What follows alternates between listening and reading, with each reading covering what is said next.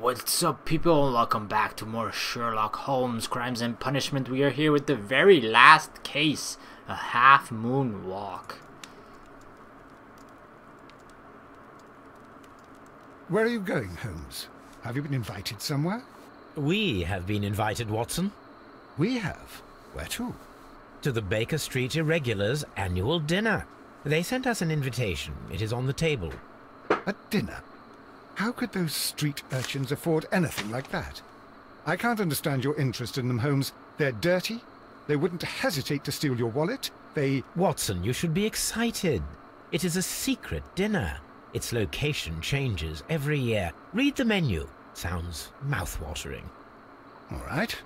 We, the secret police of Baker Street, invite you, Sherlock Holmes, and Dr. Watson to our annual dinner. Menu, entree, frozen rat head salad. Is this a joke? Not at all. Pray continue. Main course, sow's udder in Danny Nutcracker's way. Sounds disgusting, Holmes. Hedgehog goulash. Street turnips in homemade juice. And it goes on. Ah, I can hear them on the stairs now. Oh, we can't go there. We can't eat that. Watson, you'll hurt the feelings of those poor children. We have to go. Oh, Mr. Holmes. It is fine, Mrs. Hudson. Mr. Holmes! Wiggins, Dr. Watson is getting ready. He will be delighted to join us. You don't look well, my young man. Is there something wrong? Don't tell me the dinner is cancelled. Mr. Holmes is my brother Leighton. He's in a prison cell. They say he's killed 2 men. You have to help us, Mr. Holmes, because I know he didn't do it. Where is he now? From what I've heard, they took him to the yard, and they gave him a good beating already. You know what they're like. They'll hang him. They won't look any further. Holmes, we have to help him. And forget about the dinner? Wiggins, I'll take the case. You're fantastic, Mr. Holmes. I'll be waiting for you at the crime scene. You'll be there, right? It's on Half Moon Street in Whitechapel. Very well. Interesting. Alright, Chronicle, let's see. What's our souvenir? The deadly plant? Or the deadly plant from Kew Gardens? Half Moon Walk, right. Solve the crime at Half Moon Street. Investigate the crime scene and talk to witnesses at Half Moon Street. Interrogate Leighton and examine his belongings at Scotland Yard. Young Wiggins of the Irregulars seek Holmes' advice on a family affair. His elder brother, Leighton, has been arrested by the police. He is accused in a double murder. Not just a single murder, a double murder. So, I think it's better to go to Half Moon Street first to do the investigation of the crime scene, so that way we have more questions to ask to the suspect when we interrogate him. That seems like a good plan. I mean, I've been through 5 cases already. The first 2 I fucked up, but the last 2 went pretty good, so gotta keep that going. Gotta keep my hot streak alive. Holmes, poor little Wiggins needs our help. Poor little Wiggins. Look at it, awesome. What is it? Lamp? It's like a lantern, right? Oh, that. Okay, we cannot go in. Locked. That door is locked. Locked. That one as well. I'm assuming this Locked. one, everything is just locked. But I'm always a person that has to try at the very least. Alright, it seems like we can just have to go walk through here. It's rather dark. Lucky we have our lantern. Oh god.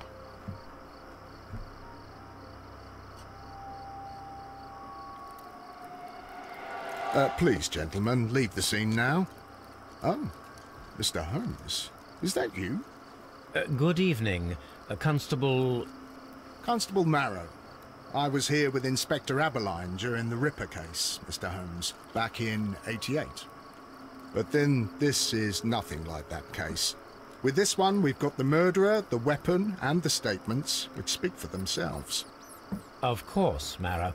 But you know that appearances can sometimes be deceiving. Alright, victims. Who were the victims? The two men here, both shot. The stud fellow was Brian Vercotti, a well-known ruffian. The other, Kenneth Butler, a jeweller by trade. Are there any witnesses? You spoke of statements. You have witnesses? Well, I was there, so I gave my own statement. And then there were two other witnesses who said they saw the killer Chapman. Mr. Turner, a gentleman who lives in that flat over there. And Polly Powell, a flower seller, who was over at the far side of the street. So, Constable Marrow, I should be delighted to hear your testimony. I was standing at the north side of Half Moon Street. That was the side that you came from. But you would have been unable to observe this part of the street, where we are standing now. That is correct. But I saw the two victims slowly enter Half Moon Street, and then shortly after, the fireworks started. A few minutes after that, the fellow Chapman rushed towards me and ran into Half Moon Street. Please continue. I didn't pay attention, but suddenly I heard a woman's cries and police whistles on the other side of Half Moon Street. I rushed over there and I saw the two dead bodies on the ground. When I reached Whitechapel Street, I saw Leighton Chapman. He'd been caught by two police constables. Did you hear the shots? I didn't hear any shots. The fireworks were all over the sky. They were so loud I couldn't hear anything else. So you didn't actually hear the shots? What were the fireworks in honor of, Constable? Well, today's Queen Victoria's birthday, Mr. Holmes. Yes, I appear to have lost track of the days. It is May now, of course. Details. Constable Marrow, what else caught your attention while you were running through Half Moon Street?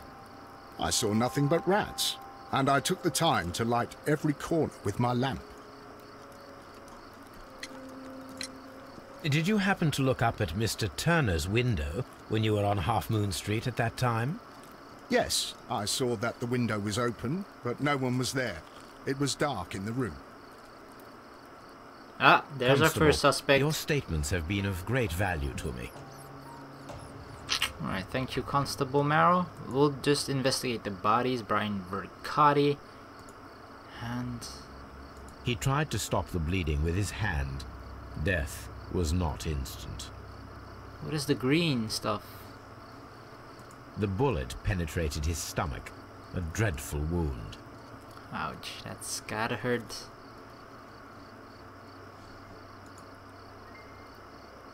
A tattoo from Westgate Prison. Vercotti must have done some time there.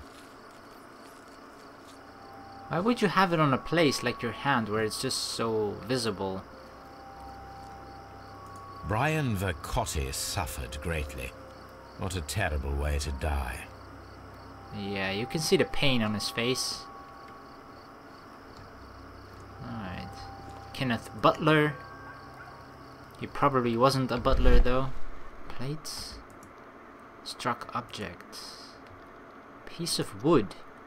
A piece of wood that has stuck between the cobblestones.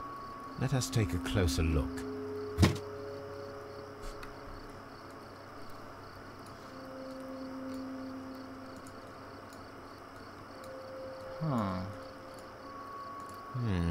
This shard of wood is quite new. Alright, let's look at the body. A head wound. The bullet struck his head. This man didn't stand a chance. Nope, that's pretty much an instant death. Left hand pocket. A key. This is an ordinary key. I wonder what kind of door it opens. An ordinary door, right? Ordinary key for an ordinary door. Makes sense. Kind of want to look if there's anything else around. A pole. A fairly long pole with a forked end. Object of interest. A fairly long okay. pole with a forked end. I'm always wondering what's on your mind, Holmes. So am I. So that doesn't seem to be anything that we need to use just yet, but it's an object of interest, meaning it'll come into play later. Alright, Ryan Turner, what's up, Baldy? Good evening, Mr. Oh, Turner. he has hair. I heard Constable Marrow reply to you as Mr. Holmes. Are you that detective gentleman? I've heard of you. And well, I know things about this evening. Excellent. Might we hear your story? First we gotta do the character portraits. The best part. Alright. Nothing. Missing button. Poor life. A medal clasp, balaclava, Crimean War veteran. We're missing something. Poor life. Ah, here. Requires support, weak leg, limping. A war wound? Alright, let's hear his testimony. Could you tell us everything that you may have seen or heard? I was already in bed when the fireworks started. A few moments after, I clearly heard 2 gunshots from outside. Please continue. I quickly got up and I grabbed the lamp from my nightstand and I rushed towards the window. I looked down and I saw 2 bodies. And there was a man with a gun who was standing nearby. Where exactly? Well, near this body. Did he notice you? I don't think so. He rushed towards Whitechapel Street without looking around. Was he alone? Mr. Turner, did you see anyone else in the street? No, I saw no one but that man, the murderer, the fellow they caught. Were the 2 shots you heard consecutive? Yes, there was a very short pause between them, and they sounded different somehow. It seemed to me that the second shot was louder than the first. That is an interesting comment. Indeed. Mr. Turner, what were your actions after you stepped up to the window? I was afraid that the man with a gun might return, so I stayed close to the window till I saw the policeman coming in the Half Moon from Whitechapel. Then I walked out to tell them everything I saw. You have helped us a great deal, Mr. Turner. Thank you very much, sir. Let's make some of the deductions. Different shots, Turner's view. No? 2 victims. Dark what? Okay, it's not about the different shots at all. Turner's view, dark window.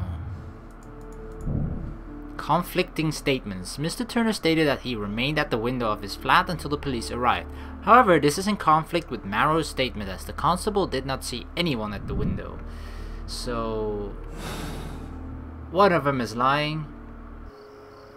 Can we look into his flat?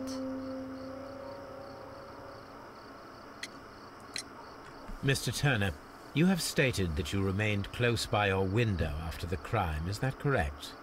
Oh, yes, Mr. Holmes. I stayed at my window until the policeman arrived to examine the dead bodies. Blah blah blah. Turner's contradiction. That is very interesting, Mr. Turner. Constable Marrow stated that he did not see anyone at the window when he was running through Half Moon Street. Well, I think Constable Marrow and me, we might have been distracted by the whistles and shouts coming from Whitechapel. We could have missed each other somehow. You understand what I mean? It was a bit of a stressful moment, to tell you the truth, sir. Allow me to form my own theories, Mr. Turner. Would you mind showing me the view that you had from your window? Not at all, Mr. Holmes. Please, follow me. Yes, we got it in his home. He is limping indeed. Mr. Turner appears to live very modestly. Fireplace. Fire. Ashes. Burnt paper. The papers are almost entirely burned. I am unable to see what's written here. These words are illegible. That's pretty much useless. This fire is dying out. It was last tended to over an hour ago. The papers were thrown into the fire just a short while ago. That's curious. Like he was trying to get rid of something. Right. I said I would only look at the window, but don't mind me just sneaking around the rest of your apartment. The books on this shelf are in a mess. It looks as though Mr. Turner was trying to find something in a hurry here a short while ago. Walking stick. Oh. A perfect match. So, Mr. Turner broke his stick when it became stuck between the cobblestones. He did not mention that he was so near to the victims.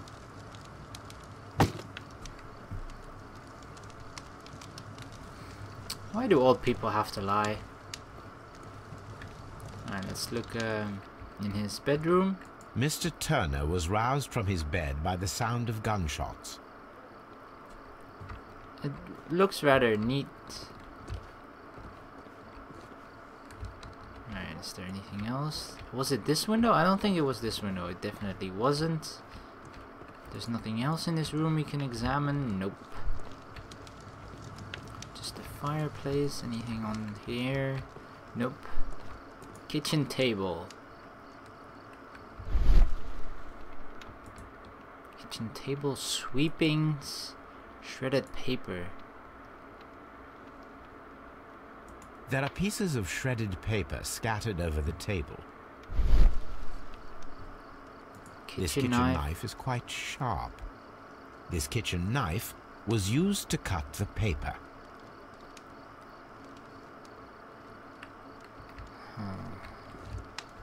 Interesting. He's definitely hiding something. There's something about that paper. Alright, let us look at the window. So, that's the view Mr. Turner had when he opened the window. The dead body of Kenneth Butler. Butler. Wiggins is over there. Brian Vercotti's contorted corpse. Mr. Turner had a perfect view of the crime scene. He saw the bodies clearly, and Leighton Chapman standing over them.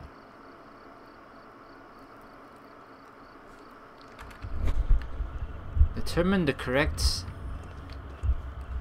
Wait. Okay. So... He got up from bed. He... placed the broken stick.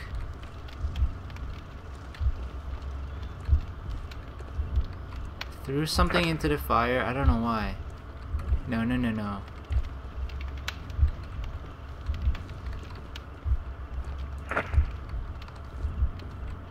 Cut papers with knife.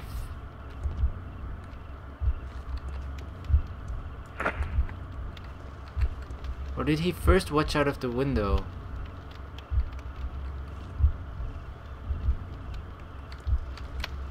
He didn't do this one. Took something. Let me see. He got out of bed first. Approached the body. Took something. I think he first opened the window. Then he approached the body, in which he took something. Then he placed back the broken stick. Cut papers with knife. Threw something into the fire. What sequence? He needs his walking stick to get out of bed.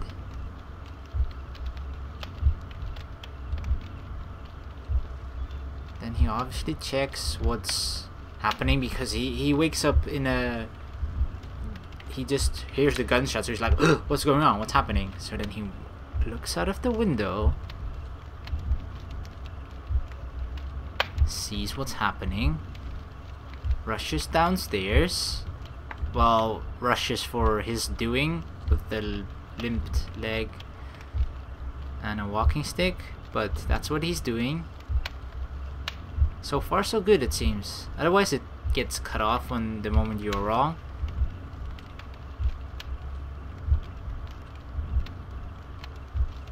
Yeah, let's fast forward a bit. He grabbed a piece of stick, hobbled all the way upstairs, placed it back, and then he cut some paper for whatever reason and burned it. So Mr. Turner used a book to hide an object that he found on Kenneth Butler's body. The question is, what did he find? Oh, let us find out, shall we? Books, fat prints. I can see prints from greasy fingers upon the cover of this book. Let us take a closer look. Moby Dick. Well now, what a find! A precious jewel, concealed inside a book. My, mister. A bracelet with a unique ram's head design.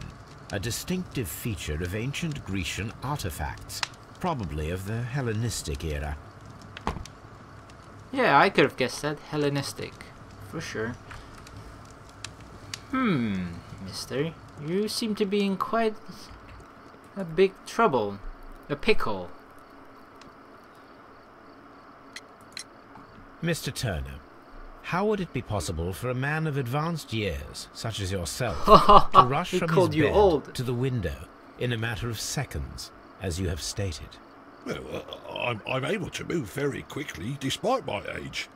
And when the situation requires it, Mr. Holmes. No. You have a limp. I highly doubt that, Mr. Turner. I observe that you suffer a severe limp due to your injured right leg. Yeah, you rubbed that It leg. would have taken at least 10 seconds for you to approach the window.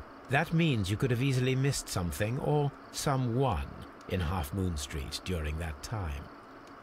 You're right, Mr. Holmes. I could have missed something. But it did seem to me that everything happened so quickly. Oh, time can pull tricks on you. Right, you better tell me the truth, sir, because it's not looking good for you at the moment. And what of everything else that you told us? Mr. Turner, it is vital that we have your complete and true statement. Mr. Holmes, I do assure you that the other things I said were most sincere. Ah, you're always lying to me. Why? Why, old man? Huh? What about the bracelet? Mr. Turner, you were not sincere with me. Not then, and not now. And not ever. But Mr. Holmes... This, Mr. Turner, does not look like anything that a poor man might possess. It is worth more than the home that you live in. I can explain. No, merely correct me if I am wrong. You saw Leighton Chapman through the window, but you also noticed a glittering object on the ground, this precious jewel. You walked down and took the bracelet from the body of Kenneth Butler, and when you heard the whistles, you hurried away. That broke your walking stick. It caught fast between the cobbles. Constable Marrow was unable to see you in the window, as you were climbing up the stairs on your way back to your flat. Upon returning home, you hid the precious jewel inside a book. Mr. Holmes, please don't send me to prison. I didn't do anything bad. I'm just a poor man. You stole. When I chanced upon the bracelet, I saw it as an opportunity to make a little money. I was desperate. I only took the bracelet, that's all, I swear. You made a mistake by lying to me. But you are not a criminal. I believe that. Although I must return this bracelet to its rightful owner. Inquire into the bracelet. That's why it's better to stay at home at night. Exactly. Even when you hear sounds, just stay in bed, man. Just stay in bed. Alright, Ryan Turner. Investigate again, talk to witnesses, interrogate Leighton and examine his belongings. Investigate the ancient bracelet and how it would have appeared at Half Moon Street. So we gotta search the archives for that. We can actually do that really quickly. Go back to Baker Street. See what that particular bracelet, where it's from. Because it seems to be worth quite a bit of money. mean, why else would a limping man with a walking stick go all that trouble when seeing it from the window when the guy has died to walk down, grab it, and then, you know, walk back and then lie about it too. Alright, search for bracelet. Let me see. An antique golden bracelet that was found in this decorated with distinctive ram heads. Might be in research, chemistry, nope. Wounds and injuries, definitely not. Criminalistics, don't think so. Martial arts, nope. Marks and symbols. I don't think so. So it's not in research then. I don't think it's in newspapers. Encyclopedias. Art. Economic science, nope. Technology, probably not. History, maybe. That is not the one I need. He said it was Grecian or something. Botany, it's not botany either. Napoleon, probably not. Ancient Egypt, I don't think so. It's definitely not one of these histories. Typewriter. The typewriter is the future. Well, it is for a short moment. To the British architect. It's gotta be in the newspapers then. Nope. Not this year, not 84 either. Colchester earthquake, nope. Victory at Abu Klea. Wellington burglary. Mahdist war. Something stolen. Flying lobsters. Pimlico mystery. I don't think it's this one, right? That is nope. It's just a burglary. That is probably not that one either. I mean, it could be a stolen object. The government of Ireland bill, definitely not. Flying lobsters, I want to read that article. Bloody Sunday, Queen's Golden Jubilee, Udston mining disaster, a study in scarlet, London's match girl strike, Jack the Ripper, Brazil abolishes slavery, Whitechapel murders. That is not the one I need. Whitechapel is pretty close, but it doesn't have anything to do with this item in particular. Naval Defense Act, Cleveland Street Scandal, the Adventures of the Copper Beaches Scandal, nope. Royal Baccarat That is Scandal. not the one I need. For some reason I read it as bracelet. New Scotland Yard opens, nope. Picture of Dorian Gray, no. Adventures of Sherlock Holmes. Explosion at Combs Pits. Malaria spread by mosquitoes. Oh god. Huh. That is not. That is. That. This is definitely not malaria. Dalton gang defeated. It's definitely not that one either. That is not the one I not need. The Whitechapel murders. Nope. That is not the one I need. I mean, it could be something that is stolen, you know? But the only thing that is distinctive about it is whether it either you just have to look for something like the word golden or bracelet or ram heads. And I might have missed it, but I don't remember seeing it at all. It's not that one. Is it in research? Definitely not chemistry or toxins, poisons, criminalistics. Probably not. Martial arts, it could be. Marks and symbols. That is not. That is not religious either. That is Skull not and the crossbones, nope. Is it in here? That probably not. Oh, wow. Okay, it was something with London. Alright, he sent Hellenistic. Okay. I totally missed that, but sometimes these I mean, this one doesn't have a proper word clue or a distinctive word that you just can look at and quickly scan through everything whether that word matches, but or I just completely missed it. That's probably the case as well, because I'm really bad at searching things up most of the time. These beautiful antique jewels represent a part of the Hellenistic treasures collection. Depicted are the 5 heads of mountain rams upon a bracelet, necklace, ring, each made of pure gold. The 5 rams of Mytilene have been missing from the museum since 1885. Here it is. I need to continue my research in my archives. Alright, well, this is going to be the end of this video. Thank you very much for watching. Please like and subscribe for more, and I'll see you in the next video. Peace!